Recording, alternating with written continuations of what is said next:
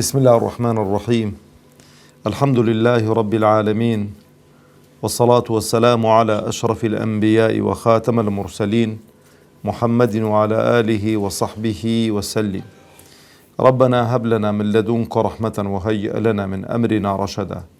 ربنا أرنا الحق حقا وارزقنا اتباعه، وأرنا الباطل باطلا وارزقنا اجتنابه.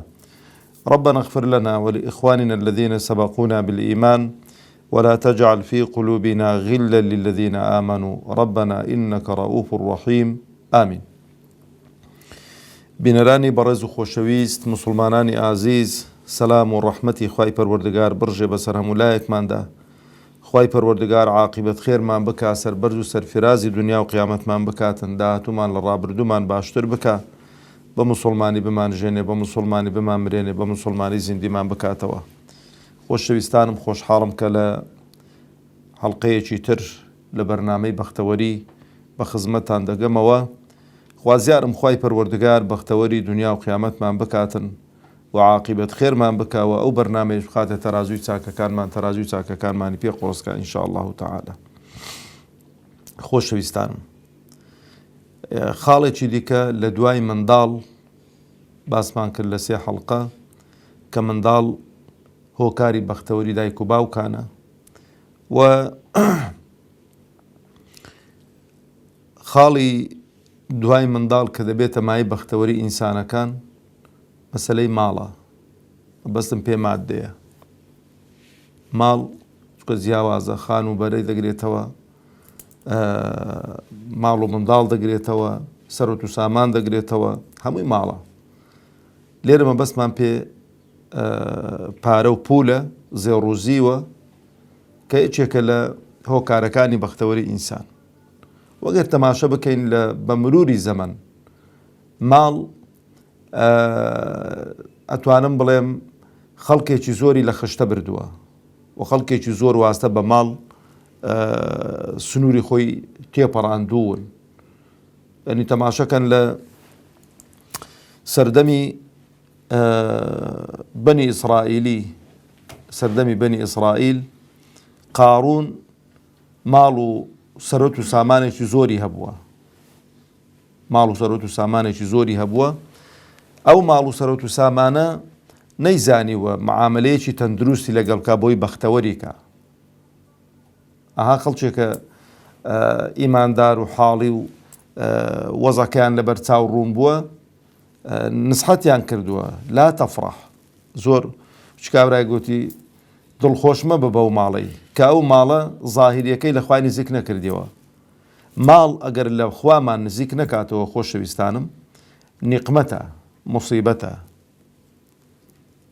و بە تایبەتیش کابرا ئەگەر ئەو ماڵەی لە خوا نەزانێتن کە دەهات بە فەخفەخە بە ناو خەڵکیدا دەڕۆیی، خوای گەورە تەبارەک و تەعالا بە خۆی و بە سەروەت و سامان و بە قەسر و بە ماڵ و بە هەموو شتێکەوە فەخەسەفنا به الأرض، فەخەسەفنا به وبداره الأرض، بە قەسر و بە ماڵ و بە کەس ئیستیفادەی هەلێ نەکرد. لەبەرەوە ئەوە نمونەیەکی سلبی، نمونەیەکی سلبی لە ماڵ، بۆی کە وەکو مقدمەیەک بزانین چۆن معاملە لەگەڵ ماڵ دەکەین. خوای گەورە تەبارەک و تەعالا لە قورئانی پیرۆزدا لە چوار شوێنان باسی ماڵی کردو بە کەلیمەی ئەلمال، دوو جاران لە سوورەی ئەلبەقەرە، و خوای پەروەردگار تەبارەک و تەعالا لە سوورەی فەجریش دەفەرمیوە تحبون المال حبا جەمە، زۆر حەستان لە ماڵە. لە شوێنەکانی دیکە باسی زێڕوزی و ئانە کراوە الذين يكنزون الذهب والفضة ولا ينفقونها في سبيل الله فبشرهم بعذاب أليم. ئەوانەی کە زێڕوزی و خەزن دەکەن، پارە خەزن دەکەن، بلۆگ دەکەن، زەکاتی شەرعی لێ نادەن، خوای گەورە دەفەرمێ مژدەیان بدێ بە عەزابێکی سەخت. هەر بەو ماڵیان عەزاب دەداتەوە خوای گەورە تەبارەک و تەعالا، هەر بەو ماڵیان عەزاب دەداتەوە. کەواتە ماڵ بۆ بەختەوەری ئینسانەکانە خوای گەورە خەڵقی کردو و دروستی کردووە، بۆی کە ئینسان لە خۆی سەرفکە، لە ماڵ و منداڵی خۆی سەرفکە و سەدەقە و خێر و حەسەناتی پێ بکە، ئیشی چاچی پێ بکە، مزگەوتی پێ دروستکە، قوتابخانەی پێ دروستکە، خەستەخانەی پێ دروستکە، ڕێوبانی پێ قیرتاوکە کانیەکانی پێ ئاوەدان کاتەوە ئیشی زۆرن کەفالەتی هێتیمانی پێ بکە لە بۆ جەنگ و جیهاددا لە پێناو خوای گەورە تەبارەک و تەعالە چەک و ئەسلحە بۆ مجاهیدین دابین بکە ئەو هەمووی پرۆژەی خێریە کە بە ماڵ دەکرێتن. طبعاً لە کاتی فەقیری و هەژاریشدا زۆر گرنگە ئینسان بیبەخشیتن. کە خوای پەروەردگار تەبارەک و تەعالە کە باسی ئیش و کارە چاکەکان دەکات دەفەرمێ فەک و ڕەقەبە وإطعام في يوم ذي مسغبة عەبد و کۆیلان ئازادکەی و لە کاتێکیدا کە برسێتیە نانی خەڵکی بدەی خەڵکی تێرکەی. لە سەردەمی پێغەمبەری خوادا عەلەیهی سەڵات وەسەلام خەڵک خواردنی نەبووە نانی نەبووە فەقیری و هەژاری بووە. لەبەرەو پیاوێک وەکو عوسمانی کوڕی عەفان کە زۆر دەوڵەمەند بووە و دەوڵەمەندی دیشە بوون لە ناو سەحابان بەڵام وەکو عوسمانیان ڕەزا و ڕەحمەتی خوای لەسەر بێ نەبەخشیوە. 3 جاران ئیمامی عوسمان ڕەزا و ڕەحمەتی خوای لەسەر بە ماڵی خۆی مژدەی بەهەشتە پێغەمبەر وەردەگرێ عەلەیهی سەڵات وەسەلام بە پارە. چونکە ئینسان ئەگە پارەی هەبێ ماڵی هەبێ لەوانەیە کەم و کوڕی هەبێ لە لایەنی عیبادەتی و لە لایەنی هەندێک عیبادەتی مەبەستم پێ واجبات نییە مەبەستم پێ سونەتەکانن چکەوانە مەسەلەی واجبات لەگەڵ هیچ دانیە. ئەگەر ئینسان دەبینی لە ڕووی سونەتەکانەوە تۆزێ کرچ و کاڵ و کەم و کوڕی هەبێ ئەگەر عاقڵ بێ ئەگەر خوای گەورە پارەی پێدا بێتوانێتن ئەو کلێنانە پڕکاتەوە کۆمەڵە ئیش و کارێکی چاک بکە ئەو ئیش و کارە چاکانە ئەوی دیکەی بۆ پڕ دەکاتەوە. ماڵ خۆشەویستانم زانایان قسەیەکی جوان دەکەن دەفەرمون ئەگەر دەتەوێت بەختەوەربی بە ماڵی دنیا نەبێتە مای خەم و خەفەت و نەبێتە مای وەچ کابرای گوتی سیل و سەرەتان بۆت با دەدەستت دابێتن دەدڵت دانەبێت با ئەو ماڵە دەدەستت دابێت دەدڵت دانەبێتن چونکە دڵ جێی مەحەبەت و ئیمانە جێی خۆشەویستی خوایە جێی ئیمانە جێی تەقوایە. لەبەرەوە پێغەمبەری خوا عەلەیهی سەڵام دەفەرمێ نافەرمێ ئەلمال هاهونا خوای گەورە کە باسی ماڵ دەکات دەڵێ ئەوەی کە لە دەستانە بیبەخشن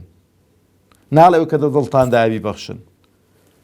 هی دڵ دەفەرمێ فەعەلیمە ما فی قولوبهم خوای گەورە زانی چی لە دڵیاندایە کە باسی ئەسحابی سوفە دەکات. پێغەمبەر دەفەرمێ عەلەیهی سەڵات وسەلام ڕوح و گیانمان بە قوربانیم ئەتەقوا هاهونا ئەتەقوا هاهونا ئەتەقوا 3 جاران دەستە سەر دڵی مبارەکی دادەنێتن. خوای گەورە کە باسی ئیمان دەکات دەفەرمێ قالت الأعراب آمنا قل لم تؤمنوا ولما يدخل الإيمان في قلوبهم هێشتا ئیمان نەچۆتە ناو دڵەکانتان. کەواتە خۆشەویستانی خۆم هەر کاتێکی ماڵ شوێنی تەقوا و ئیمان و مەحەبەتی خوای گرتەوە ئەبێتە موسیبەت بۆت. گچکەترین زەرەر بکەیت تووشی قەلەق دەبی تووشی نەخۆشی دەبی بە مانگ لە ماڵێ نایە دەرێ قازانجت کرد کەس تۆف کرد نامینی لە خۆشیان یعنی وەکو بەردەوام ئاوە بەرز و نزمی دەکاتن. بەسەگە دەستت دابوو ماڵ کوردەواری خۆمان پێناسەیەکی جوانیان بۆ ماڵی کرد و دەفەرمون ماڵ چڵکی دەستە یعنی ئەو پیساییە کە بەدەستیوە دەنووسێتن کە دەستت شۆرد پیساییەکە دەڕوا پاش ماوەکی کە دەستت پیس دەبی تۆ یانی چێنی ماڵ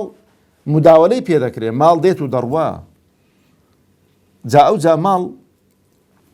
خوای گەورە تەبارەک و تەعالە بۆی ماڵی بە ئینسان داوە بەڕاستی کە سەرفی کاتن کە بیبەخشیتن لە خۆی ڕەزیلیە نەکا بۆ خۆی بۆ منداڵەکانی خۆی بۆ خێزانی خۆی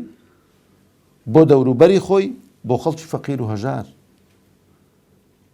پێغەمبەری خوا عەلەیهی سەڵات وسەلام سەحابەی وا لێ ڕاهی نابوونەوانەی کە ئیمکانیەتیان هەبوو کەفارەی ئەوانە بکەن کە ئیمکانیەتیان نییە.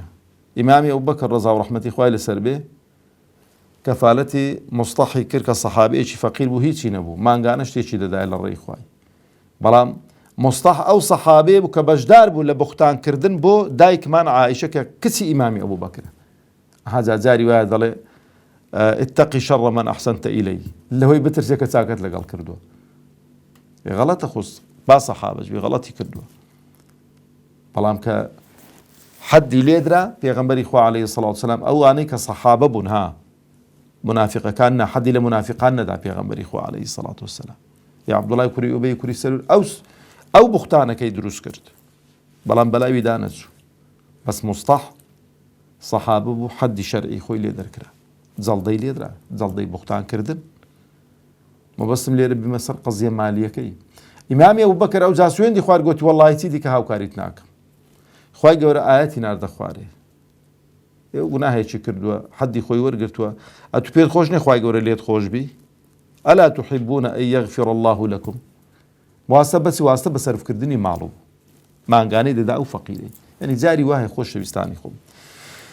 ئەو ماڵەی کە پێمانە دەیدێ فەقیرێکی دەیدێ هەژارێکی سەرپەرشتی ماڵەهێتیمێکی بێوەژنێکی ئەوە دەکەی ئەتۆ نازانی کە چ دەبێتە مای لێ خۆشبوونی خی گەورە خی گەورە بەچی لێت خۆش دەبێتە بۆت لێ خۆش دەبێت چکەمە هەرچی کە دەیکەین خی گەورە محتاجی خۆخوای گەورە دەزان دەتوانێت هەمان دەوڵەمەند کا خەڵکی سەرزەوی بە دیێدی کۆ خەڵکی ئیمتیحانکە کو بزانین چێ ئەهلی سەخاوەتە و چێ ڕەزیلە و چێ قرچۆکە و یوایە مەسەڵەن خوا زۆری پێداوە دەچی بۆ برادێک شتێکی بڵاو کردبەوە زۆر سەرنجی ڕاکێشام لەسەر ماڵ گوتی مزگەوتێکمان دروست دەکرد لە یەکێک لە وڵاتە عەرەبیانە تێمیش سەرپەرشتیار بووم و دەچووم بۆ لای دەوڵەمەند و ئەوانە تیکە چوومە لای دەوڵەمەندێکی بە حیسابی خۆی نەدەزانێ حیساب بکە گوت چوم سەلامم لێ کرد زۆر بە ساردی وەڵام دامەوە تومە هاتووم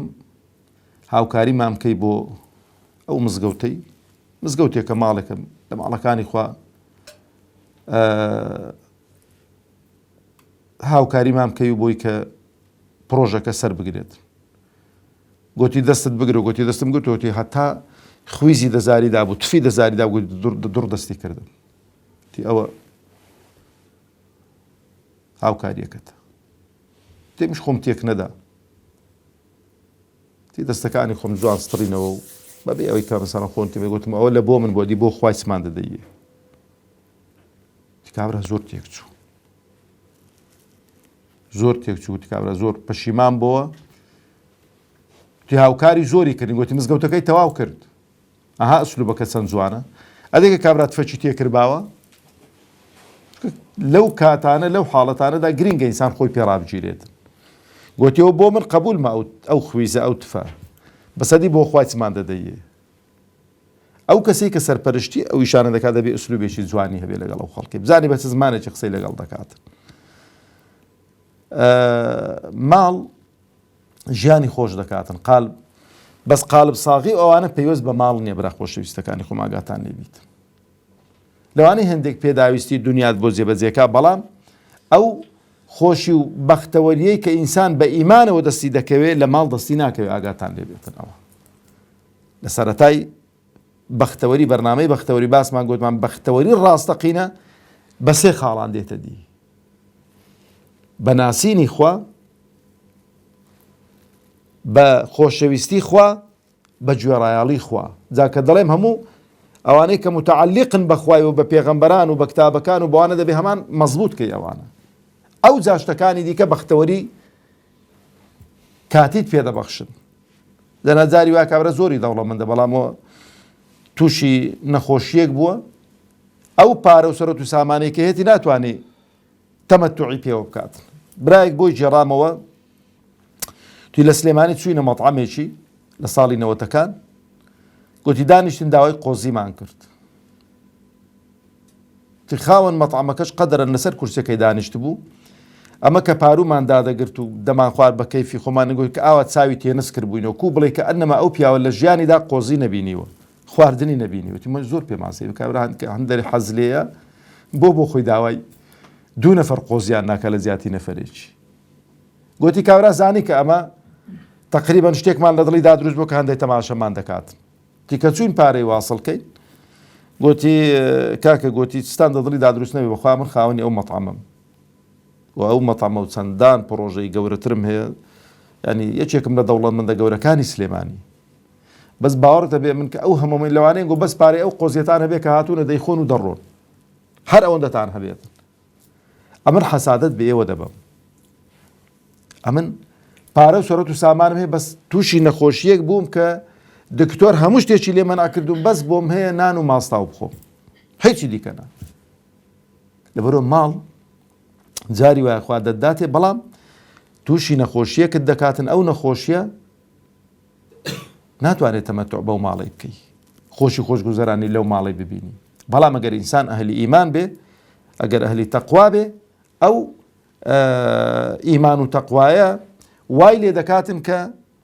تەمەتوعی پێ بکا، گەر لە خۆشی سەرف نەکا، وەکو ئیمامی عوسمان ڕەزا و ڕەحمەتی خوای لەسەر بێ لە خەڵکی دیکەی سەرف کات و لە موسڵمانانی سەرف کات و لە ڕێی خوا سەرفی کات، خوای گەورە تەبارەک و تەعالا لێی قبول دەکاتن. کۆتایی ئەو بەرنامەیە دوای دێنەوە سەری ئینشاڵڵا، چونکە ماڵ زۆری دەوێ بەو حەدیسەی پێغەمبەر دێنمەوە عەلەیهی سەڵات وسەلام. ئەبوو هورەیرە ڕەزا و ڕەحمەتی خوای لەسەر بێ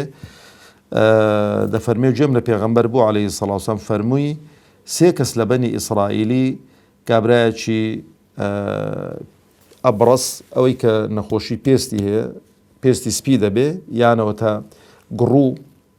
بەو مانایی بڵین، لەگەڵ کەچەڵ لەگەڵ ئەعما، کەچەڵ و کوێر، خوای گەورە ویستی تاقیام کاتەوە، مەلایکەتێکی بۆ ناردم، یەک دەچوو بۆ لایەن ئەو مەلایکەتە. بە هەمان حەدیسێکە دوور و بەردرێژە، ناتوانین حەق خۆی پێ بدەین، لە بەرنامەی داهاتوو ئینشاڵڵا حەدیسەکە تەواو دەکەین. وصلى اللهم على محمد وعلى آله وصحبه وسلم.